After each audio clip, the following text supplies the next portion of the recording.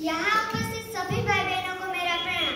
हम अपनी जान के दुश्मन को अपनी जान कहते हैं। हम अपनी जान के दुश्मन को अपनी जान कहते हैं। मोहब्बत की इसी मिट्टी को हिंदुस्तान कहते हैं। हिंदुस्तान कहते हैं। जो दुनिया में सुनाई